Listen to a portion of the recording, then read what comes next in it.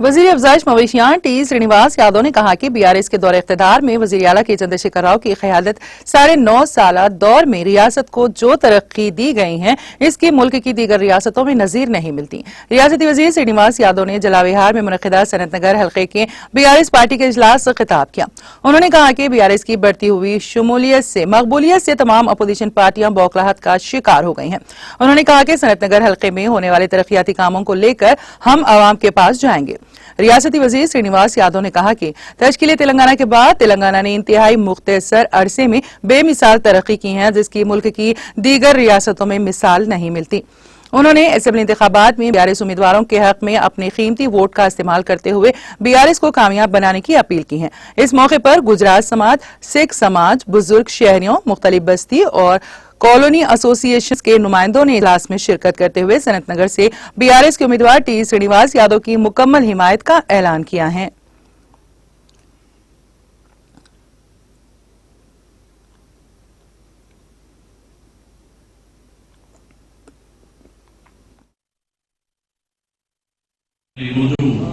समावेश नायकुలకు కార్యకర్తలకు మీడియా మిత్రులకు అందరికీ నమస్కారం।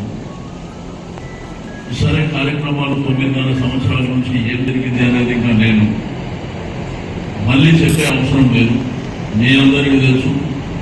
మాట్లాడిన పెద్దలందరూ కూడా చాలా అంశాలు మాట్లాడారు।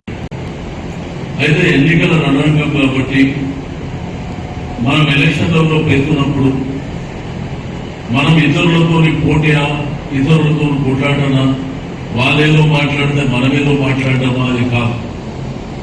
మనం ఏమి చేసినాం అనేది ప్రజల సమక్షంలో ఉన్నాయి కాబట్టి అవే విషయాలు చెప్పుకొని మనం ముందుకెళ్దాం।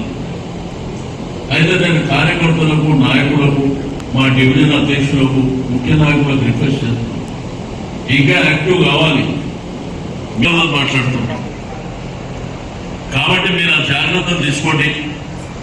ఎందుకంటే ఎన్రోల్మెంట్ చేసుకోవడానికి ఇంకా టైం ఉంది, ఇప్పటికే చేసినాం, ఇంకా టైం ఉంది కాబట్టి మీరు జాగ్రత్తగా చెక్ చేసుకోండి।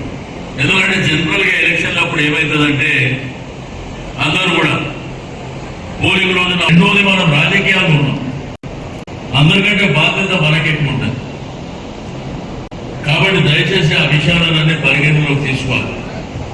రెండోది తెలంగాణ ప్రభుత్వం ఈ దేశం అంతా చూసింది, ఈ దేశంలో కేంద్ర ప్రభుత్వం కూడా లేదు। ఎందుకంటే 24 గంటల కరెంట్ ఈ దేశంలో ఎక్కడ లేదు, తాగడానికి మంచినీళ్ళు ఈ దేశంలో ఎక్కడ లేవు। ఏదైతే మన రైతాంగం ఉన్నదో వాళ్ళకు సాగునీరు కూడా దేశంలో ఎక్కడ లేదు। మానవ జీవితంలో మనిషి బతకాలంటే కావాల్సింది కరెంటు, నీళ్ళే। ఈ